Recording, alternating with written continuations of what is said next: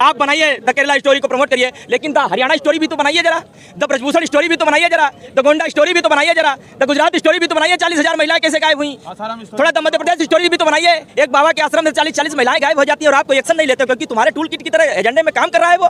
क्या मजाक लगा रखा है आपने साहब। एक डॉक्यूमेंट्री बीबीसी ने बनाई थी, गुजरात के ऊपर आधारित थी, उसको बैन कर दिया आपने। है तो मुमकिन है इसलिए 6 दिन लगे एफआईआर करने में। मोदी है तो मुमकिन है पोस्टपेक्ट लगने के बाद में फ्री घूम रहा है। मोदी है तो मुमकिन है जिसे जेल में होना चाहिए वो लच्छेदार भाषण दे रहा है। मोदी है तो मुमकिन है। आज आप अगर गूगल पे सर्च करेंगे कि दुनिया का सबसे बड़ा जुमलेबाज कौन, नरेंद्र मोदी। दुनिया का सबसे बड़ा झूठा कौन, नरेंद्र मोदी। दुनिया का सबसे बड़ा फरेबी कौन, नरेंद्र मोदी। दुनिया का सबसे बड़ा झूठ चौकीदार कौन, तमाम गूगल बाबा गवाही देता। भैया मैं इस बात में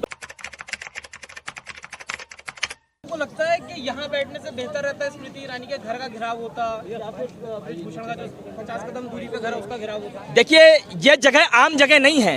इस देश में तमाम विचारक, इस देश में तमाम बौद्धिस्ट लोग, तमाम बुद्धिस्ट लोग इस सड़क ने दिए हैं। तमाम प्रधानमंत्री जो देश के बने हैं वो यहीं से बने हैं। पीछे आपको एक बिल्डिंग दिखाई दे रही होगी, इसका इतिहास बताता है 17 प्रधानमंत्री यहाँ से बैठ करके गए हैं। और ये सड़क इस बात की भी गवाही देती है कि जब जब यहाँ मजबूती से संघर्ष करने के लिए कोई बैठा है तो वो जीत हासिल करके ही यहाँ से उठा है। और एक बात मैं बहुत अच्छी तरीके से जानता हूँ, जो बेटियाँ हिंदुस्तान को चमचमाते हुए मेडल दिलाने के लिए विदेशी सरजमी पर तमाम पहलवानों को धूल चटा सकती हैं, वो इनके जैसे एक नहीं अनेक ब्रजभूषण को सलाखों के पीछे पहुँचा सकती हैं। और इसमें कोई दो राय नहीं है, ब्रजभूषण को जेल के पीछे जाना ही होगा क्योंकि ये यहाँ से उठने वाली नहीं है किसी भी कीमत पर। कर्नाटका इलेक्शन के दौरान जो है हमारे देश के प्रधानमंत्री द केरला स्टोरी मूवी को प्रमोट कर रहे हैं, उसको देखने की बात कर रहे हैं, जिसमें दिखाया गया है कि करीब 32,000 नॉन मुस्लिम लड़कियों को जो कन्वर्ट करने का ऐसा मामला सामने। देखिए पहली बात तो उसकी कोई सच्चाई नहीं, लेकिन फिर भी मैं स्वागत करता हूँ। आप बनाइए द केरला स्टोरी को प्रमोट करिए, लेकिन द हरियाणा स्टोरी भी तो बनाइए जरा, द ब्रजभूषण स्टोरी भी तो बनाइए जरा, द गोंडा स्टोरी भी तो बनाइए जरा, द गुजरात स्टोरी भी तो बनाइए। 40,000 महिलाएं कैसे गायब हुई, थोड़ा द मध्य प्रदेश स्टोरी भी तो बनाइए। एक बाबा के आश्रम में 40 महिलाएं गायब हो जाती हैं और आपको एक्शन नहीं लेते क्योंकि तुम्हारे टूल किट की तरह एजेंडे में काम कर रहा है वो। क्या मजाक लगा रखा है आपने साहब। एक डॉक्यूमेंट्री बीबीसी ने बनाई थी, गुजरात के ऊपर आधारित थी, उसको बैन कर दिया आपने क्योंकि वो आपके खिलाफ थी। जो आपके खिलाफ जाएगा उसे आप बैन कर दोगे और जो आपके एजेंडे पे काम करे, आपको जिससे वोट मिले, जिससे आपकी कुर्सी पर बैठने के वो जो क्या लगाया जाता है नीचे फेविकोल और मजबूत कर दे आपकी कुर्सी को, वो सब आप लागू कर दोगे देश में। देश को मूर्ख समझ लिया आपने।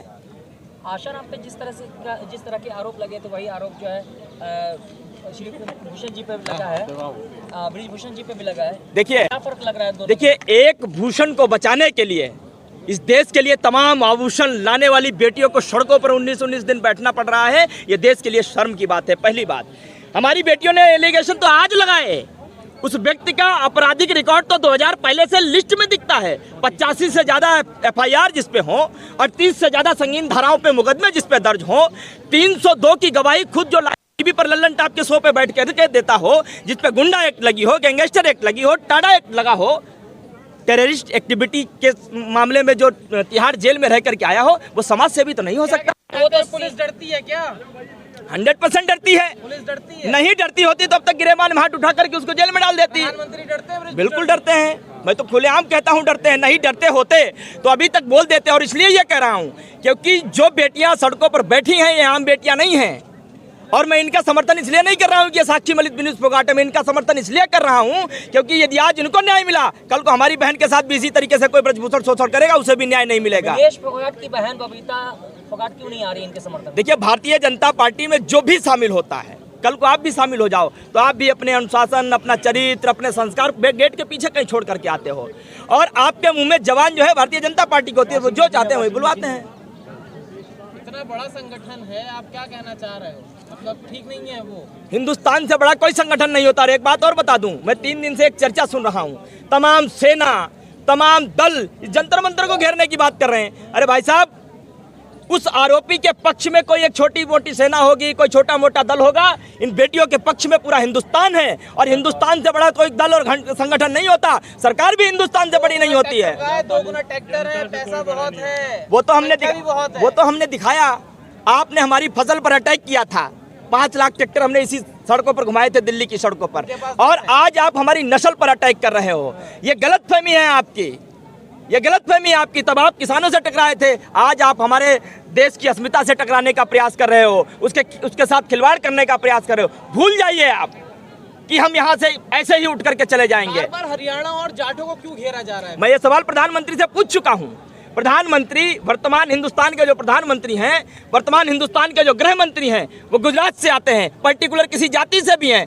क्या पूरा देश ये बात माने कि आप पर्टिकुलर जाति के प्रधानमंत्री गृह मंत्री हो, किसी एक प्रदेश के गृह मंत्री राज्य मंत्री हो? ये बेटियां तब तक हरियाणा की थी, तब तक किसी घर की थी, जब तक ये पसीना बहा रही थी। लेकिन जिस दिन भारत का प्रतिनिधित्व करने के लिए विदेशी सरजमी पर ये भारत को रिप्रेजेंट कर रही थी, तमाम पहलवानों को धूल चटा करके हिंदुस्तान के लिए मेडल जीत रही थी, उस दिन ये देश की धरोहर बन चुकी थी। आज देश का हर घर का माँ बाप ये पूछ रहा है कि विश्व चैंपियन इन बेटियों का यदि न्याय मिला तो कल को हमारी बेटियों के साथ कोई शोषण करेगा, उन्हें न्याय कौन देगा? इसलिए ये लड़ाई विनीश फोगाट और साक्षी मलिक की नहीं है, ये तमाम उन लाखों करोड़ बेटियों की है जो इन्हीं की तरीके से साक्षी मलिक बनना चाहती, विनीश फोगाट बनना चाहती है। गोपाल जी घबराने जनता जिता रही है बार बार मोदी को। देखिए, कई बार गलती हो जाती है, हमसे भी तो गलती हुई और गलती का खामियाजा हमने भुगता। 42 से ज्यादा जवान शहीद हुए, उनके चीथड़े उड़ गए और उन चीथड़ों पर इस देश के प्रधानमंत्री ने वोट मांगे, सरकार बनाई। गलती हुई हमसे तभी 1 साल तक इस देश का अन्नदाता जो पूरे देश का पेट भरता है, उसे दिल्ली की सड़कों पर बैठना पड़ा।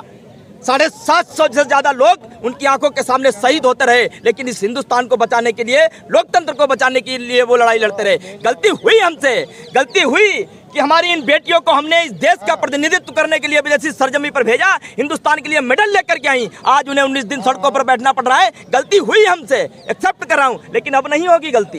गोपाल जी, आपसे आखिरी सवाल है कि ये सब मुद्दा जो है, ये धरना है, क्या 2024 के चुनाव पे असर कितना? देखिए, इस हिंदुस्तान में नौजवानों ने आंदोलन किए, छात्रों ने आंदोलन किए, महिलाओं ने आंदोलन किए, आर्मी के लोगों ने आंदोलन किए, तमाम लोगों ने, जिन जिन लोगों ने अपने दर्द और तकलीफ को लेकर के सड़कों को नारों से गुलजार किया, वो सबने राजनीति की। बीजेपी अकेले दूध की धुली पार्टी है, ये कुछ करते ही नहीं है साहब।